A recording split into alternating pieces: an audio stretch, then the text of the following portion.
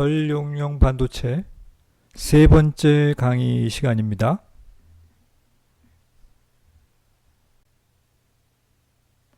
우리가 현재 다루고 있는 MOS 구조를 다시 한번 그려보았습니다. 이게 뭐죠? 세미컨덕터. 우린 특별히 P타입 세미컨덕터, P타입 실리콘을 가지고 강의를 하고 있습니다. P타입 세미컨덕터, 여기에 절연막, 절연체, 게이트 산화막.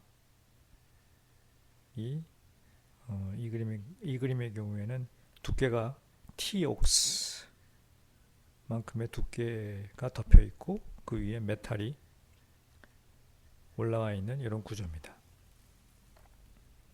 우리가 지난 2시간에 이미 무엇을 우리가 배웠는가 하면, 여러분이 믿고 있는 것이 뭔가 하면, 메탈과 게이트 억사이드와 실리콘을 따로 떨어뜨려 놨을 적에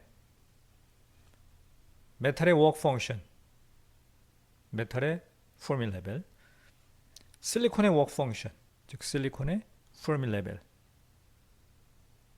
이 상대적으로 어느 쪽이 더 높은 위치에 있느냐 아니면 같은 위치에 있느냐에 따라서 MOS를 컨택을 했을 적에, 서로 접합을 했을 적에 옥사이드와 실리콘 사이의 계면이 디플리션이 될 수도 있고, 플랫 밴드가 될 수도 있고, 혹은 어큐뮬레이션이 될 수도 있고, 인버전이 될 수도 있고, 인버전을 다시 나누면 스트롱 인버전이 될 수도 있다 는 걸 배웠습니다. 그죠? 우리 강의에서는 메탈과 세미컨덕터를 컨택했을 적에 계면 상태가 디플리션인 상태를 가지고 강의를 하도록 하겠습니다. 지난 시간과 마찬가지로. 그래서 계면이 디플리션이 되면 그림에서 보는 것처럼 실리콘, 세미컨덕터의 벌크 영역, 여기 영역이죠. 벌크 영역. 혹은 뉴트럴 영역이라고 부르기도 했죠. 이 영역에서는 따로 떨어져 있을 때의 에너지 밴드 다이어그램과 마찬가지로 이런 모습을, 밸런스 밴드가 여기 있고 컨덕션 밴드가 여기 있고 포미 레벨이 도핑을 한 양에 의해서 결정이 되는 이런 모습을 하고 있는데, 이 실리콘과 옥사이드가 만나는 계면 지점, 여기를 우리가 디플리션 영역이라고 그랬죠. 이 계면 영역에서는 밴드가 이렇게 아래로 굽어져 가지고, 결국 굽어지니까 밸런스 밴드의 엣지와 포미 레벨 사이의 간격이 멀어지니까 전공의 양이 줄어든다. 전공이 고갈되고 있다. 공핍되고 있다. 디플리트 되고 있다. 그래서 계면의 상태를 디플리션 상태에 있다. 이렇게 얘기하고 이 부분을 공핍 영역이라고 불렀습니다. 그죠? 공핍 영역. 공핍 영역의 길이는 얼마일까요? W입니다. 이렇게 표시를 했었죠. W. 그죠? 그래서 지금까지 우리가 고찰한 이 현상을 그림으로 그려볼 것 같으면 다음과 같이, 우리가 가지고 있는 세미컨덕터가 P타입 세미컨덕터니까 다이아몬드 레티스에 군데군데 뭐가 박혀 있는 겁니까? 3족의 아톰인 붕소, 보론이 박혀 있는 거죠. 그러면 군데군데 박혀 있는 보론은 300도 K 상온에서 이온화가 되죠. 이온화가 돼가지고 이 보론들이 뭘 내나요? 3족이니까 3족의 도우펀트들이기 때문에 전공을 내놓죠. 이렇게 전공을 내놓고, 자기 자신은 뭐가 돼요? 전공을 내놨으니까, 양의 전기를 가진 전공을 내놨으니까 자기 자신은 음이온이 되죠. 음이온.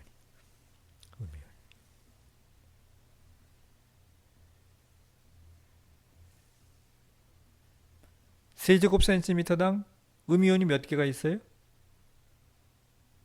도핑을 한 양만큼 있겠죠. 만약에 10의 15승으로 도핑을 했으면 세제곱센티미터당 이렇게 음이온이 된 보론들이 몇 개 있겠어요? 10의 15승계가 있겠죠.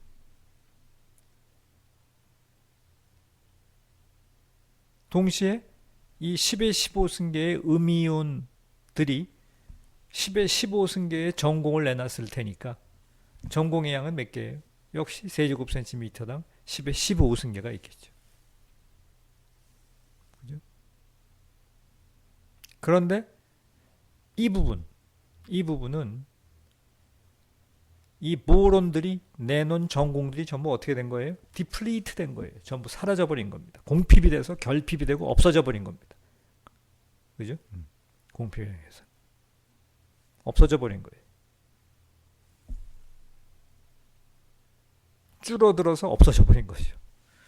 그죠? 전부 사라졌어요. 그래서 여기를 우리가 공핍 영역이라고 부릅니다. 공핍 영역. 공핍 영역. 그러니까 이온화된 아톰들, 보론들만 여기에 존재하는 거죠. 전공은 전부 사라져 버리고, 전부 공핍돼서 디플리트돼서 없어져 버리고. 그죠? 그럼 그 전공들이 과연 어디로 갔을까? 어디로 갔을 것 같습니까? 그 전공들이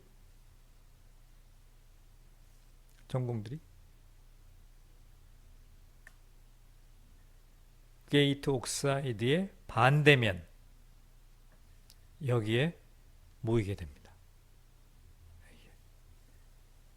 게이트 옥사이드와 메탈이 만나는 경계 미연에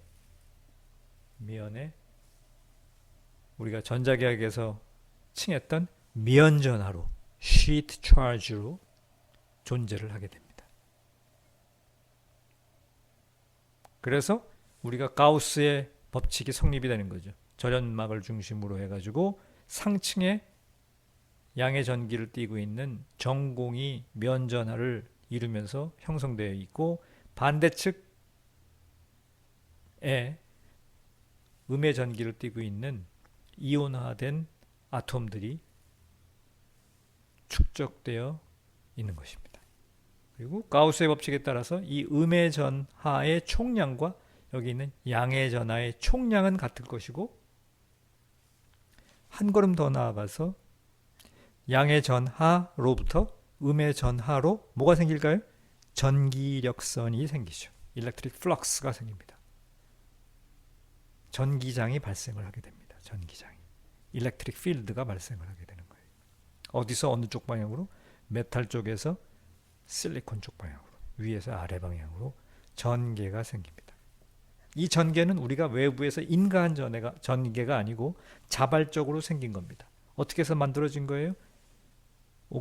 실리콘 위에 옥사이드 위에 메탈을 컨택하면서 순식간에 서멀 이퀄리브리엄을 이루면서 만들어진 전개입니다. 외부에서 인가한 전개가 아니고.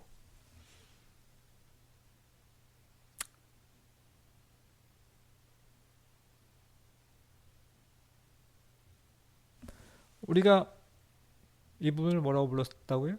디플리션 영역. 여기를 중성 영역, 뉴트럴 영역 혹은 벌크 이렇게 불렀습니다. 그죠? 그러면 이 절단면을 따라서 우리가 X축이라고 불렀죠. 이 X축을 따라서 에너지 밴 다이그램은 이와 같이 그렸고 세제곱센티미터당 전하량이 얼마나 될까? 를 한번 그려봅시다. 전하량. 이 부분은 얼마가 되겠어요? 이 부분. 세제곱센티미터당 전하량이. 그럼 여기가 더 쉬운 거예요? 여기는 몇 개가 될까요? 세제곱센티미터당 전하량이. 옥사이드 내부는 어떨까요? 메탈 쪽은 어떻습니까?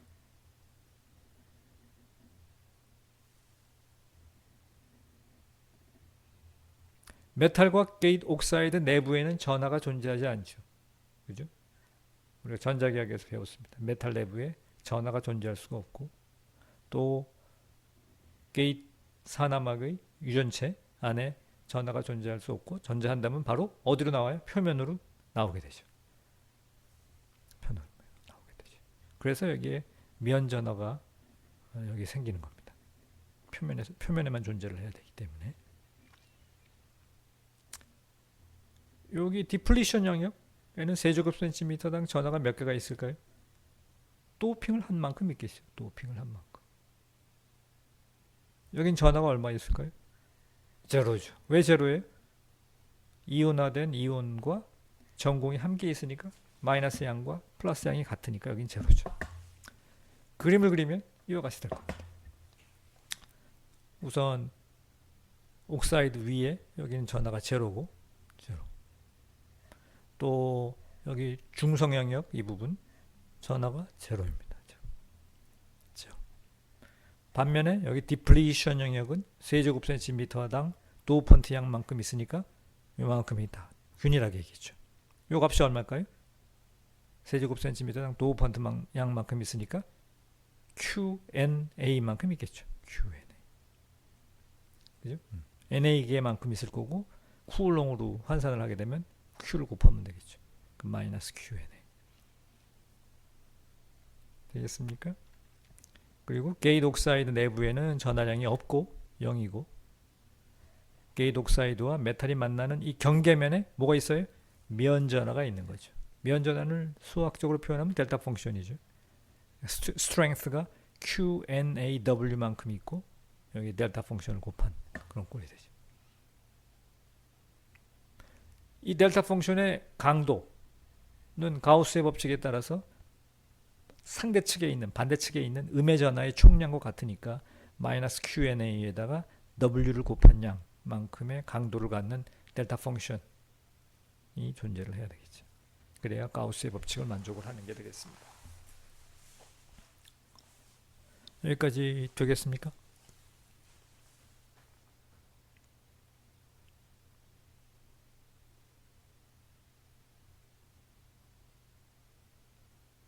그죠?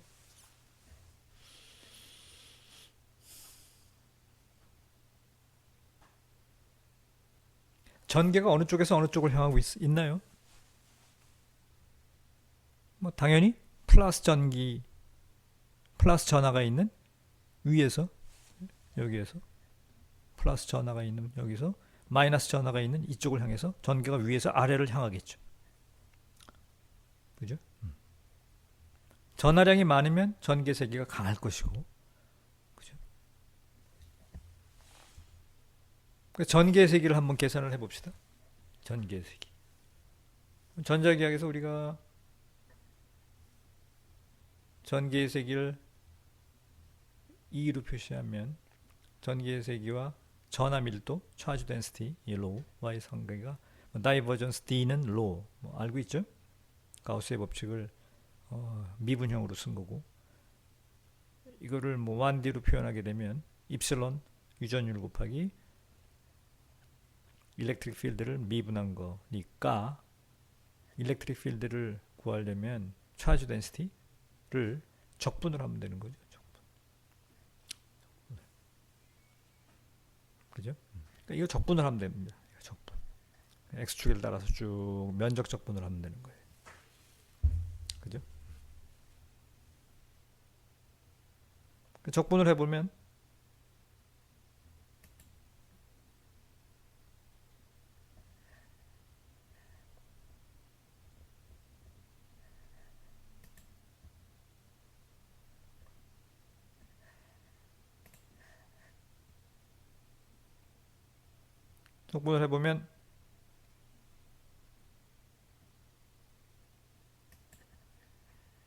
이 차지 덴시티를 적분을 하게 되면은 여기서부터 여기까지는 계속 0이니까 0이 될 거고, 여기 델타 펑션이 나오니까 델타 펑션을 적분하게 되면 스텝 펑션이죠. 쭉 하고 올라가고, 그리고 더할 게 없으니까 그냥 그 상태를 유지하고 있을 거고, 그 다음에 마이너스 QNA를 적분하니까 컨스탄트를 적분하면 직선이 되는 거죠. 떨어지고. 그래서 이걸 다 더하고 나면 이거의 양과 이거의 양이 같아지니까 다시 0이 되겠죠. 이게 뭐예요? 이 커브가, 이 빨간색으로 표현한 커브가 전개의 세기예요. 전개의 세기. 전개의 세기가 어느 쪽이 높습니까? 이쪽이 높아요. 이쪽이 어디예요? 메탈 쪽이죠. 여기가 어디예요? 실리콘 쪽이에요. 메탈에서 실리콘 쪽으로 전개가 향하고 있습니다. 됐습니까?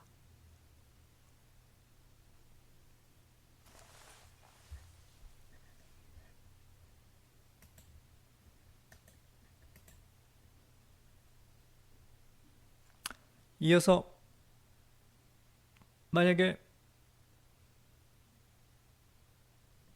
여러분이 이 상태에서 게이트 쪽에다가 양의 전압을 더 걸면, 양의 전압을 더욱 더 걸게 되면 무슨 일이 벌어졌습니까?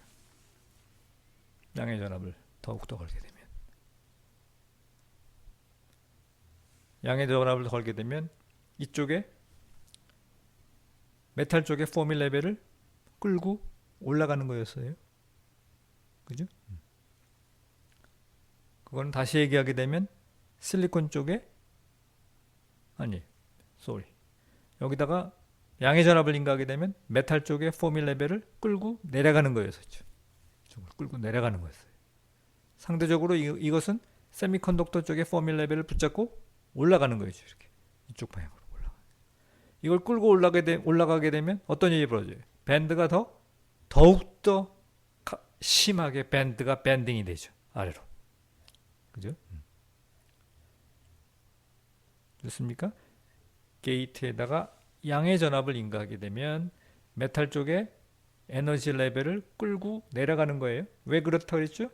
에너지는 전하 곱하기 전인데, 이거는 지금 우리가 관찰하고 있는 것이 일렉트론이죠. 일렉트론에 대해서 보는 것이 에너지 밴드 다이어그램이니까 일렉트론의 전하는 마이너스 전기를 띠고 있으니까 Q의 음수가 들어가는 거니까 Q 곱하기 V를 하게 되면 뭐가 돼요? 에너지가 반대로 떨어지게 되는 거죠. 그래서 게이트에다 양의 전압을 인가하게 되면 게이트 쪽에 에너지를 끌고 내려가는 거예요. 게이트 쪽을 끌고 내려간다는 얘기는 세미컨덕터 쪽을 상대적으로 끌고 올라간다는 얘기고, 이걸 끌고 올라가게 되면은 여기 밴드가 더 밑으로 굽어지게 됩니다. 밴드가 굽어진다는 얘기는 더욱더 디플리트가 심하게 된다는 얘기죠.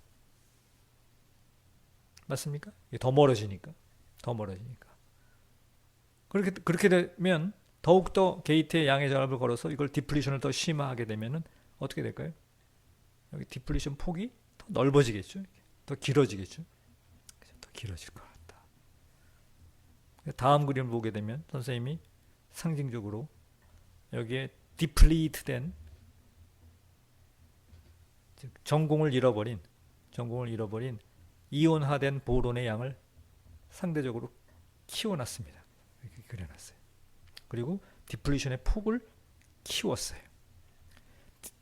아래로 밴딩 다운된 것도 양을 좀 더 심화시켰습니다. 여기서 홀들이 디플리트 돼서 어디로 건너가요? 여기로 건너가요. 따라서 메탈과 SiO2 사이에 면전하로 존재하는 전공의 양도 늘어납니다. 내가 뭐 했어요? 게이트에 좀 더 양의 전압을 인가했습니다. 양의 전압을 인가했더니 디플리션의 폭도 늘어나고 디플리트된 이온화된 보론의 양도 늘어나고 메탈과 옥사이드 사이에 계면에 존재하는 전공의 양도 늘어나고 이렇게 됐습니다. 그래서 그림을 굳이 그린다면 여기에 면전압 델타 펑션의 스트렝스도 증가해야 되고 디플리션의 폭도 늘어나야 되고, 그죠? 이 폭이 늘어나니까 네거티브 차지의 총량이 늘어나니까 얘도 같이 늘어나야 되죠. 그래서 이거 가지고 일렉트릭 필드를 그리게 되면 여기에 스트렝스가 좀 더 올라가고 그 다음에 쭉 내려오는 위스도 늘어나는 이런 상황이 됩니다. 그죠? 디플리션이 더 심하게 일어나는 거죠. 그래서 디플리션이 심하게 늘어나면서 점점 여기에 공피병의 길이가 증가하다가, 잘 들으세요. 이 부분이 굉장히 중요합니다. 늘어나다가 이윽고 지난 시간에 봤어요. 어떤 일이 벌어집니까? 이윽고 인트린식 포밀 레벨이 여기 계면에서 인트린식 포밀 레벨이 밴드갭의 중앙을 지나는 인트린식 포밀 레벨이 이 포밀 레벨을 치는 순간 무슨 일이 벌어져요? 인버전이 일어납니다. 인버전이. 그래서 계면에서의 전자의 농도가 전공의 농도보다 많은 전자가 생기기 시작하는 그런 상황이 벌어집니다. 이 현상을 우리가 보다 엄밀하게 우리가 쓰게 되면 위크 인버전이라고 했죠. 위크 인버전이 일어나는 찰나다, 이렇게 얘기를 했습니다. 그 다음 단계에는 어떤 모습이 될까요? 이런 상황이 됩니다. 여기서 이런 상황이 뭐가 돼요? 드디어 계면에 전자가 생기기 시작합니다. 인버전이 시작이 되면 디플리션 폭은 더 이상 늘어나지 않고 가우스의 법칙에 따라서 이 네거티브 쪽을 담당해야 할 전하가 뭘로 늘어나요? 인버전 차지로 늘어납니다. 디플리션 폭은 그냥 W maximum 값으로 묶여지고 전자가 인버전 차지가 SiO2와 실리콘 사이의 계면에서 늘어나게 됩니다. 생기게 됩니다. 발생하게 됩니다. 그래서 공간 전화 밀도를 그림으로 그리게 되면은 수학적으로 여기에 델타 펑션이 이렇게 생기는 거죠. 이게 인버전 차지입니다. 이건 뭐였어요? 실리콘 다이옥사이드 게이트 산화막과 메탈 사이의 양의 전하죠. 전공의 전하. 그리고 인버전이 되면서 여기에 델타 펑션이 생기는 거죠. 일렉트론의 미연 전하가 생깁니다. 미연 전하가. 이때 일렉트릭 필드를 그림을 그리게 되면은 적분하게 되면 다가 여기에 델타 펑션이 반대 방향에 델타 펑션이 있으니까 여기서 스텝이 뚝 떨어지겠죠. 그리고 컨스탄트를 적분하게 되면 직선이니까 이렇게 나오겠죠. 그렇죠? 이후에 게이트 전압을 더 포지티브한 방향으로 더 걸었다. 다음 그림을 혹시 굳이 그린다면 어떻게 될까요? 그 다음 그림 그리면 여기에 빨간색으로 표시한 델타 펑션 SiO2와 실리콘 사이에 이 계면에 생기는 인버전 차지의 양이 늘어나겠죠. 이게 쭉쭉쭉쭉쭉쭉 이렇게 늘어나겠죠. 그죠? 이게 계속 늘어나겠죠. 그죠? 이게 늘어나면서 동시에 파란 색깔도 같이 늘어나겠죠. 여기에 직사각형으로 표현되어 있는 이 이온화된 디플리션 차지 얘 양은 늘어나지가 않습니다. 얘네들하고 얘네들 이 델타 펑션의 양만 늘어나는 거죠. 그죠? 그래서 여기에 생기는 이 면전하의 양이 드디어 기판에서의 홀 농도, 전공의 농도와 같아지는 시점. 만약에 10의 15승으로 도핑을 했으면 10의 15승이 되는 순간을 우리가 특별히 strong inversion 혹은 threshold를 넘었다. 전자요로에서는 그 순간을 채널이 형성이 됐다라고 명명을 합니다. 그죠?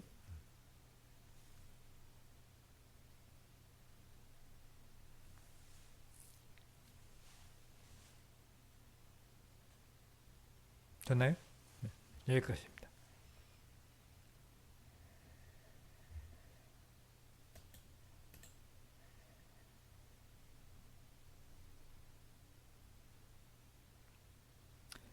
지금까지 설명한 내용을 보다 이제 수학적으로 잘 트리트먼트를 하기 위해서 요 부분, 요 실리콘 쪽 부분, 계면과 실리콘 벌크 쪽 부분만을 이 그림을 이렇게 세워가지고 다시 한번 우리가 들여다보도록 하도록 하겠습니다.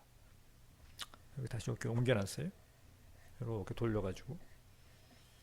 그러면 뭐 지금까지 한 얘기를 다시 반복해서 정리해 놓게 되면 여기가 디플리션 영역이고 여기가 뉴트럴 영역, 혹은 벌크 영역이에요. 앞에 슬라이드에서는 이 디플리션의 길이를 W라고 그랬는데 요 노트에서 또 XD라고 그랬네요. 같은 얘기입니다. 잘 보세요. XD. 아까는 W 그랬어요. 뭐 교과서마다 표현식이 다르니까 이렇게 훈련하는 게 더 좋을 수도 있습니다.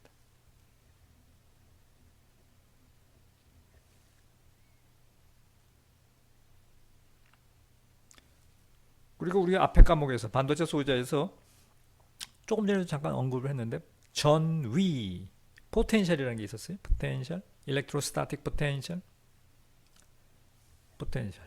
한번 복습을 해봅시다. 조금 전에 봤던 것처럼 일렉트릭 필드와 포텐셜 사이에 이걸 먼저 볼까요? 여기를 먼저 봅시다. 여기를 먼저 보는 게 낫겠네요.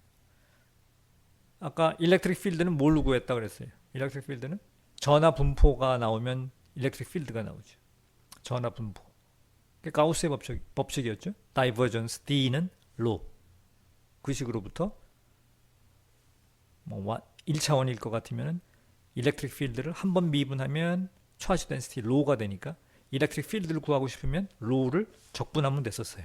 앞에 봤죠? 앞에서 여기서 전하 밀도를 적분을 하게 되면 일렉트릭 필드가 나옵니다. 거꾸로 미분을 하게 되면 일렉트릭 필드가 나오는 거죠. 전위를. 이 P가 전이죠. 전위. 포텐셜. 전이죠. 전위에다가 전하를 곱하면 에너지가 되는 거죠. 반복되는 얘기지만 우리 에너지 밴드 다이그램에서는 Q를 그냥 곱하는 게 아니라 마이너스 Q를 곱해요. 일렉트론이니까 마이너스 Q. 그죠? 요 관계와 요 관계로부터 만약에 우리가 일렉트릭 필드를 구하고 싶으면은 요거를 여기다 대입하면 되죠. 그대로 대입을 하면 되니까 에너지 밴드 다이그램을 X에 대해서 미분하게 되면 그 기울기가 그레디언트가 바로 일렉트릭 필드가 돼요. 이런 관계도 알아요. 이런 관계, 요 관계, 요 관계, 요 세 가지 관계를 맺어주는 포텐셜, 일렉트로스타틱 포텐셜, P를 어떻게 우리가 정의를 했는가 하면은 P를 포텐셜을 EF와 EI 사이의 디퍼런스 요 표현됐죠. 요거를 일렉트릭 필드라고 봤어요. 포밀 레벨을 기준으로 해가지고 그러니까 포텐셜 전이라는 거는 상대적인 값이니까 기준되는 점을 어디로 두느냐에 따라 어디 두는가 하는 거는 문제가 되지 않죠. 그래서 우리가 반도체 소재나 PN 다이오드 공부할 때나 BJT를 공부할 적에는 레퍼런스를 포밀 레벨을 두고 포밀 레벨을 기준으로 해가지고 EI는 X의 함수니까 여기를 기준으로 해가지고 요 디퍼런스 요 차이 여기선 차이가 좁아지죠. 여기는 극성이 반대가 되네요. 여기서는 그렇죠? EI와 EF 사이의 차이 얘를 포텐셜이라고 불렀어요. 일렉트로스태틱 포텐셜. 정리가 됩니까? EF 빼기 EIX. 여기는 간격이 오게 되고 여기로 들어오게 되면 간격이 좁아지네요. 여기를 넘어서면 간격이 극성이 바뀌네요. 폴라리티가 바뀌어요. 이를 일렉트로스태틱 포텐셜이라고 불렀어요. 됩니까? 그렇죠? 그래서 우리가 이 반도체 소자랑 PN 다이오드 공부할 적에 썼던 식을 한번 다시 리마인드를 시켜드리면 전자의 농도는 NC 곱하기 익스포넨셜 KT분의 EF 빼기 EC다. 배웠죠?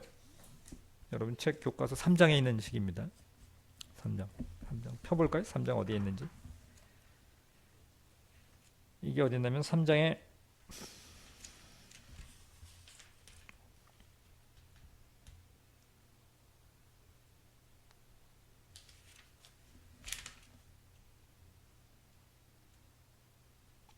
3장의 15식입니다. 3-15식. 그죠? 맞죠? 3-15식. 여기서 NC를 뭐라 그랬어요? Effective Density of States at Conduction Band. 그래서 저 NC는 물질의 함수라 그랬죠? 만약에. 그리고 또 온도의 함수라 그랬어요. 그래서 실리콘의 경우에 300도 K에서 NC 값이 1.04 곱하기 10의 19승? 이었죠. 상수예요. 온도의 함수고.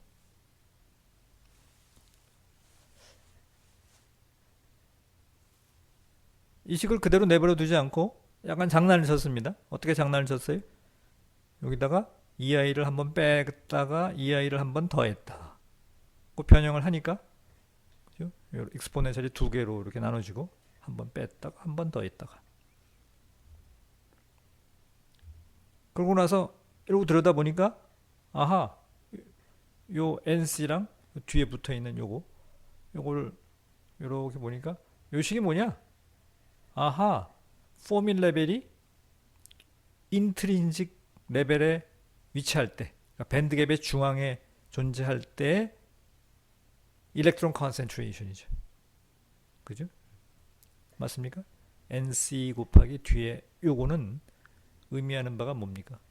포밀 레벨이 밴드갭의 중앙에 있을 때의 전자의 농도죠. 그게 뭡니까? NI예요. NI. 그죠? NI. Intrinsic Carrier Concentration. 여러분이 외우고 있는 300도 K에서 얼마죠? 실리콘의 경우에 1.5 곱하기 10의 10승계. 그 NI. 그러니까 아하, 그러면 요거랑 요거 곱한 걸 NI로 바꾸고 이건 요 그대로 쓰고 이런 식이 나왔어요. 기억나죠? 요게 또 몇 식이었나요? 요게 여러분 책에 3-25식이었어요. 3장에 다 나왔던 식입니다. 3-25식. 3-25식 우리가 방금 EF 빼기 EI 를 KT로 나눈 거를 뭐라고 부르자 그랬어요? 포텐셜 전이 P로 표현하면 이렇게 된다 그랬잖아요. 그죠? 바로 쓰게 되면 이렇게 되죠. 되겠습니까? Similarly, 유사한 방식으로 전자 말고 전공에 대해서 똑같은 행위를 할 수 있죠. 그래서 3-10 이게 몇 식입니까? 19식인가요? 3-9식. 3-19식 NV 곱하기 익스포넨셜 KT분의 EV 빼기 EF 밸런스 밴드와 포밀 레벨 사이의 간격. 이게 3-19식이었어요. 마찬가지로 NV는 뭐의 함수예요? 머티리얼의 함수. 어떤 반도체를 쓰냐. 그리고 현재 온도가 몇 도냐? ambient temperature의 함수였죠. A kind of constant죠. NV.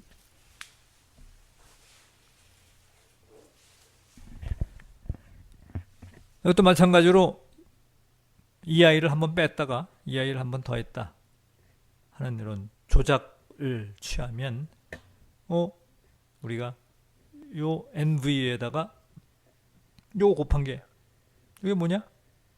뭐예요? 아하, 포밀 레벨이 밴드갭의 중앙에 있을 때의 홀 농도구나 하는 걸 알 수 있어요. 밴드갭의 중앙에 포밀 레벨이 놓였을 적에, 즉 인트린직 포밀 레벨에 놓였을 적에 홀 농도를 뭐라고 불러요? 우리가 PI라 그러죠. PI. 그런데 인트린직 세미컨덕터의 PI와 NI는 같으죠. 전자의 농도와 전공의 농도는 같으니까 세 번째 여기 써 있는 것처럼 얘를 뭐로 바꿔 쓸 수 있어요? 얘를 NI로 바꿔 쓸 수가 있는 거예요. 그럼 나머지 NI랑 요걸 이렇게 쓰면 이렇게 되죠. 그러면 아까 썼던 이 표현식으로 옮겨 쓰면 어떻게 돼요? NI 곱하기 마이너스 KT분의 QPT, PX 이렇게 표현됩니다. 그래서 이제는 N과 P를 이렇게 표현을 했어요. 요 식과 요와 요걸로 표현을 했습니다. 여기까지 됐죠? 여기까지는 사실 우리가 뭐 진도 나간 거 없어요. 반도체 소자에서 배운 그대로입니다. 한번 수식 정리만 한번 해본 것 뿐이에요. 요 다음부터가 이제 우리 오늘 강의 내용입니다. 보세요. 그러면 여기를 뭐라고 불렀어요? 벌크에서고 여기가 디플리션 영역이에요. 벌크에서 여기서 먼저 보자는 얘기죠. 벌크에서 호울 농도는 뭐냐? 호울 농도 내 노트는 지금 P5라 그랬는데 노트를 쭉 읽다 보면 PB라고 쓰기도 했어요. B는 뭐의 약자일까요? 벌크의 약자예요. PO는 뭐예요? 도핑 컨센트레이션 NA. 도핑을 한 만큼 전공이 있죠. 금방 쓴 그 요식에 의해서 요거에 따라서 뭐가 돼요? NI 익스포넨셜 마이너스 KT분의 Q phi phi는 뭘 phi라고 부른 거예요? 요 벌크에서의 EI와 EF 사이의 간격, 요 간격을 phi라고 불렀어요. phi. 이 phi를 또 어떤 책은 phiF라고 쓰는 책도 있습니다. 그러니까 새겨서 잘 교과서 읽어야 됩니다. 어떤 사람은 phi F, 선생님은 B라고 썼어요. B, 벌크, B. 어떤 사람은 어떻게 썼다고요? phi F라고 쓴 사람도 있어요. 책을 읽을 때 잘 보세요. 이렇게 되고 벌크에서의 전자의 농도는 매스 액션로, 여러분이 잘 알고 있는 매스 액션로에 따라서 NI 제곱을 NA로 나눈 것이고 NO는 방금 배운 요식에 의해서 요식에 따라서 NI 곱하기 익스포넨셜 KT분의 Q phi 이렇게 되겠죠. 참고로 phi는 뭐예요? 도핑 컨센트레이션이 결정하죠. 로가리즘 NA 나누기 NI를 한 걸 KT만큼 곱한 거죠. 도핑 컨센트레이션이 결정하는 값이죠. 뭐 여기까지도 다 반도체 소자에서 배운 정도의 얘기죠. 벌크에서 그랬다. 그 다음에 무슨 얘기 할 것 같아요, 선생님이? 이번에는 여기 디플리션 영역에서 디플리션 영역을 구별해서 선생님이 왜 얘기할까요? 이 px가 이 벌크에서는 다 같이 요 간격이 pb였죠. pb 간격에다가 일로 이렇게 디플리션 영역으로 들어오니까 얘가 굽어지다 보니까 요 간격이 좁아지죠. 지금 뭐의 함수예요? x의 함수죠. p가 x의 함수예요. 여기서는 컨스탄트로 쭉 오다가 벌크에서는 컨스탄트로 같은 간격으로 쭉 오다가 점점 바뀌어요. 그래서 이 부분에서는 디플리션 영역에서는 px는 원래 생긴 그대로 ni 곱하기 익스포넨셜 마이너스 q phi 이거예요. 생긴 그대로예요. 아까 쓴 대로 그대로 쓴 거죠. 그죠?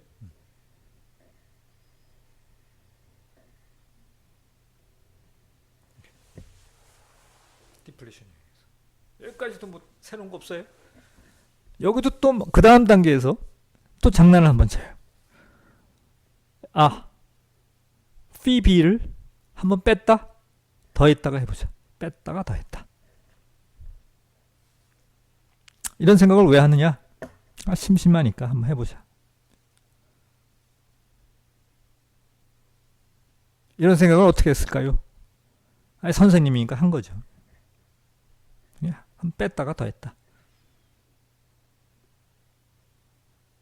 그러고 나서 눈을 크게 뜨고 봤더니 오호 요 동그라미 친 거 에다가 요거 곱한 거 요게 뭐예요?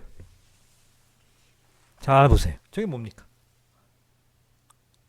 저게 바로 여기서 봤던 요거에다가 요 곱한 거 똑같죠? 요거죠. 요게 요거잖아요. 아하, 이게 P0구나. P0가 뭐예요? 벌크에서의 홀 농도예요. 홀 농도. 벌크에서 홀 농도.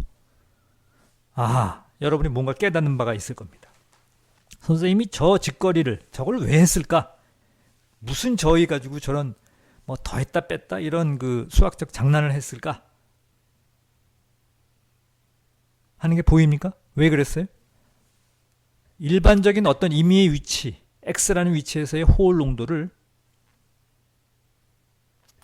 과거에는 nv 곱하기 exponential something ni 곱하기 exponential something 으로 반도체 소자에서 표현을 해왔어요.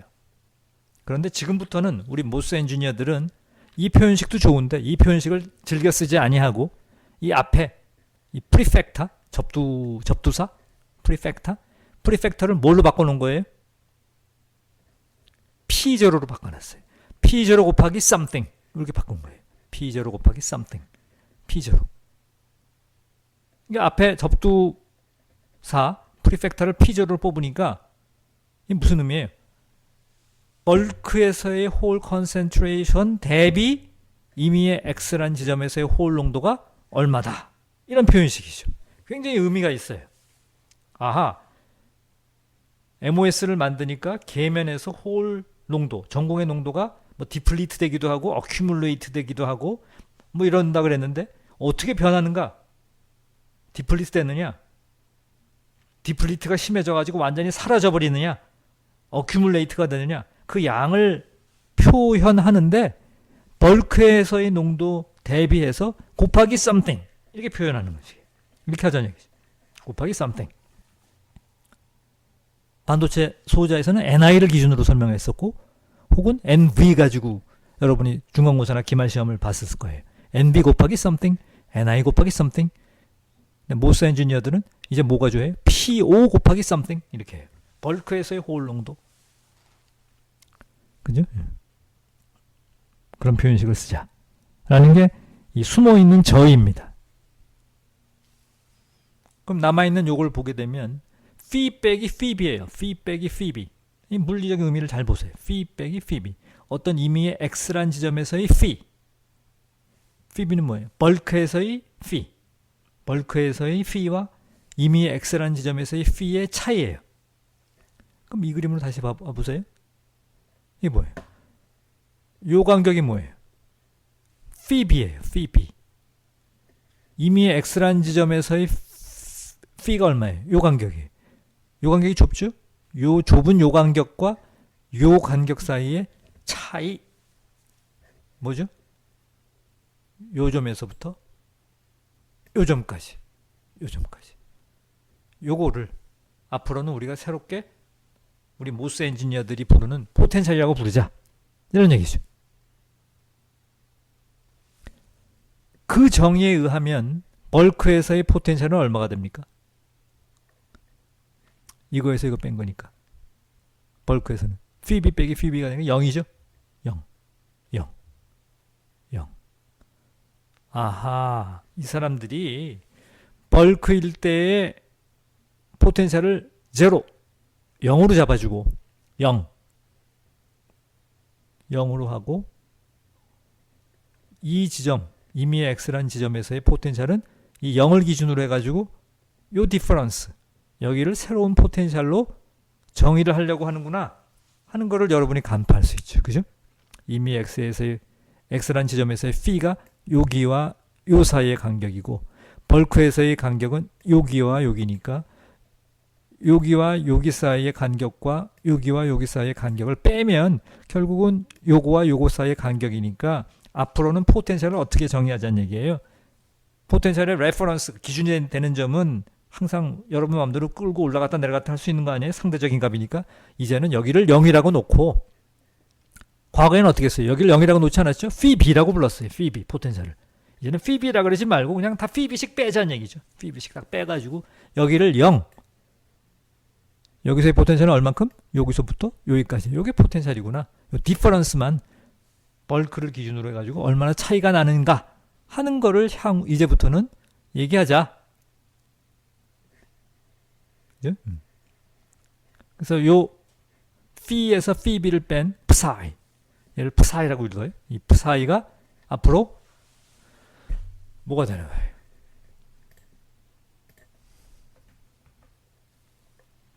psi를 요 psi가 누구예요? 반도체 소자가 아니고 누구예요? 전력용 반도체 소자 혹은 모스 엔지니어들의 새로운 포텐셜이 되는 겁니다. 모스 엔지니어들이. 알겠어요? psi. 모스 엔지니어들의 새로운 포텐셜이에요. 얘를.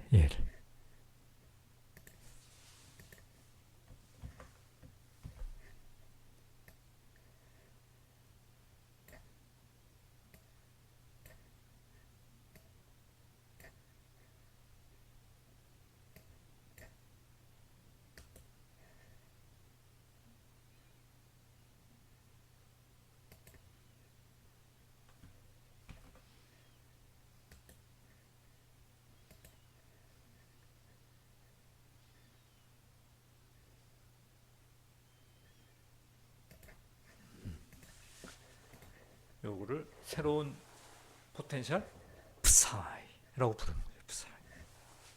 앞으로 모스에서 사용할 포텐셜입니다. psi. 되겠어요? 이 그림을 다시 보면 그 그림을 더 잘 그려놓은 것이 요것이요. psi. 이걸 psi로 부르자는 얘기죠. psi. 요게 phi인데 여기를 이제 0으로 잡고 원점으로 잡고 여기를 기준으로 얼마나 더 내려왔나, 얼마나 더 내려왔나, 그죠? 요거죠. 요걸 새로운 모스 엔지니어의 들의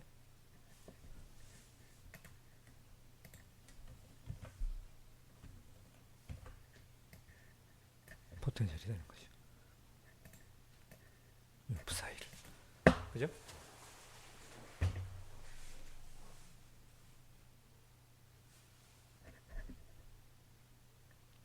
됐어요?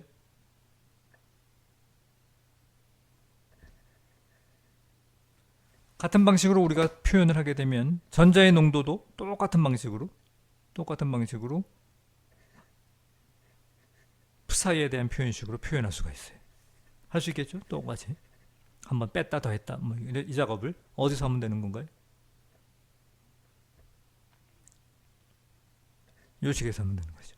요 식에서 phi b를 한번 뺐다가 더했다가 그렇게 되면 요 앞에 프리팩터가 뭐로 바뀔까요? n0로 바뀌어야죠. n0. 그죠? n0 곱하기 something 이렇게 나오겠죠. 해보면 n0 곱하기 exponential, 놀랍게도 이거의 반대가 나와요. 오케이? 외워야 됩니다. 이런 식으로 표현이 돼요. 특별히 x equals 0, x equals 0가 어딘가요? x equals 0. 여기가 x equals 0죠. 여기 x equals 0. x equals 0에서의 포텐셜, 얘를 surface potential이라고 부릅니다. surface potential. 그러니까 psi at x equals 0. 표기할 적에는 psi s 이렇게 쓰고 첨자로 얘를 surface potential이라고 부릅니다. surface potential. 되겠습니까? surface potential.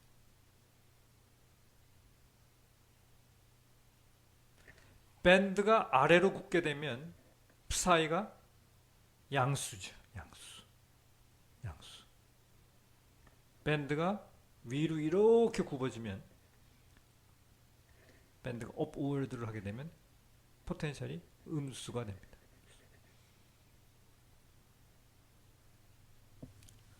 되겠습니까? 새로운 포텐셜이에요. 모스 엔지니어들을 위한 새로운 포텐셜 psi.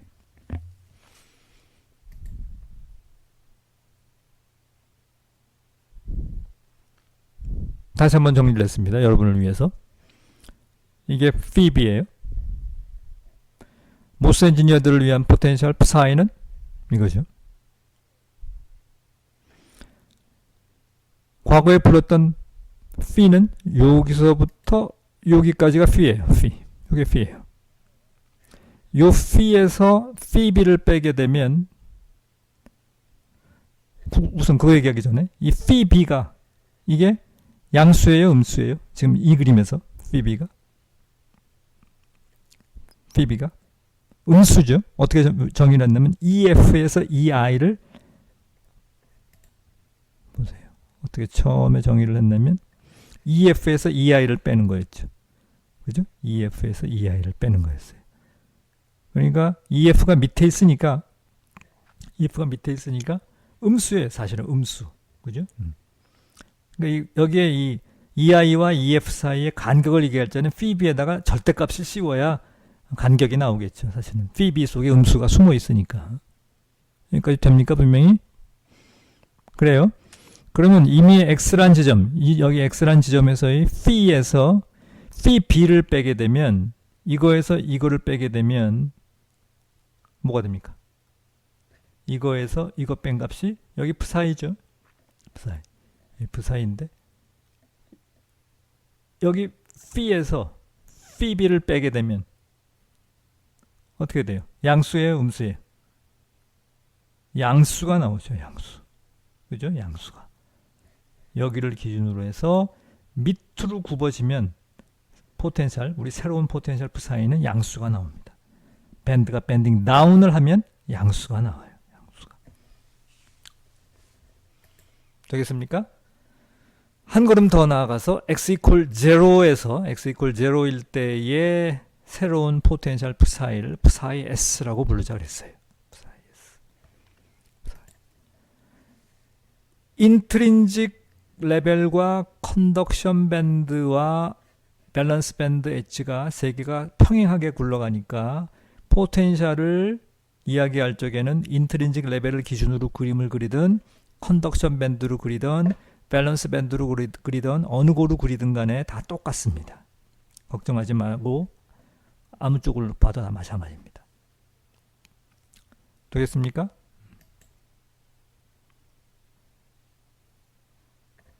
다시 한번 정리된 식입니다.